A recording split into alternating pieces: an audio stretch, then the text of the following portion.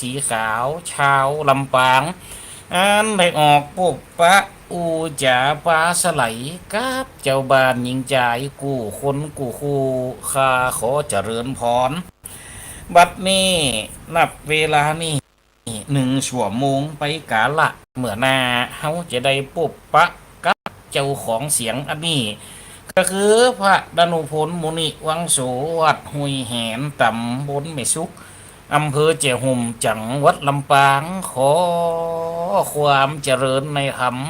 ความเจริญในวันนะสุขะพละธนะทรัพย์สินสิ่งของเงินทองจุ่งแผ่ผายไปยังคนฟังกูฟูกูพลเนอซึ่งวันนี้ก็มาจ่าไปน้อยวิทย์เวลาไปประมาณ6 นาทีก็เพราะว่าตะกี้ก็ไปฉีดยาไข้หวัดใหญ่วัคซีนมะเพิ่นก็มาถวายฉีดถวายที่อนามัยเอาไปด้วยกันอยู่2 คนนะหลวงพ่อไปตั้งแต่ตะเจ้าเลยมันได้ปิกเลยได้นอน เป็นโรคหืดหอบเฮานี่เป็นหยังเนี่ยเป็นกับเบาหวานไปเอายานะญาติโยมทั้งหลายเปิดก็ได้ฉีดเนาะคนได้เป็นเบาหวานมันก็ฉีดฟรี ได้เสียงตังสั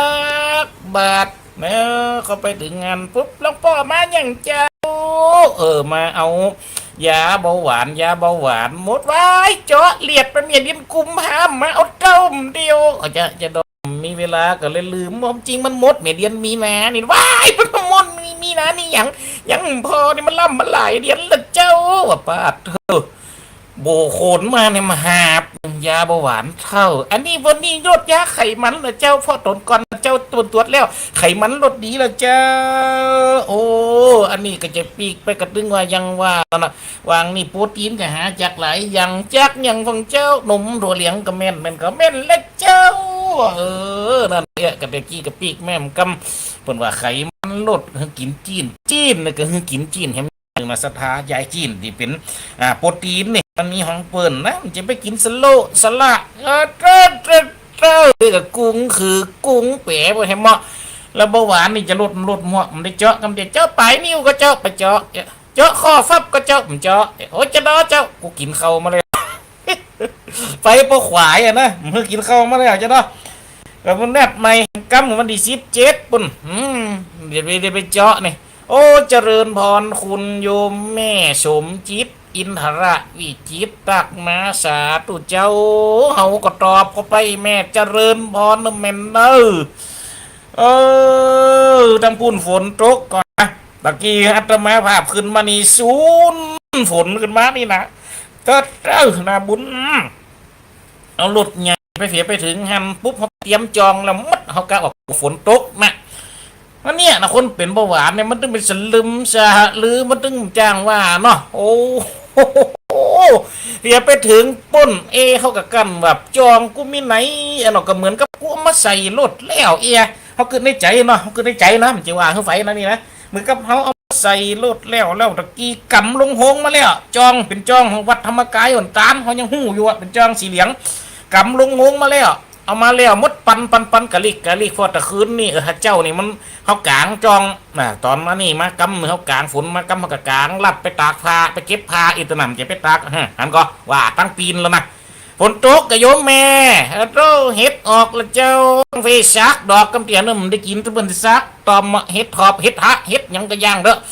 มากำเตือนี่ถ้าเจ้าเป็นเกณฑ์อาล่อมอาเล่มเอาใส่มาหันจัดดีก็กันว่าป้ากูจะกินเฮ็ดทอบต้มสักคำมีน้ำพริกมัดโอ้ยมันขอบคุณจัดนักปั่นป้อนนักการมาต้านขันข้าวตัวต่อเจ้าต้านขันข้าวเจ้าของเลยต้านคือกระดีกับเจ้าปั่นป้อนแล้วมัดตันพอปั่นป้อนแล้วมัดไปถึงตะตีว่าจื้อเขาก็ถามเบิกเขียนจื้อเขาเนาะโอ้ก็ไปตึกตะตีว่าจื้อเขาก็ถามมาจื้อยังกะเขาก็ถามเนาะจื้อข้าวปุ้นเจ้านามสกุลยังมีนามสกุลเจ้าตามเนี่ยตามคือหมาเจ้าป้าโธ่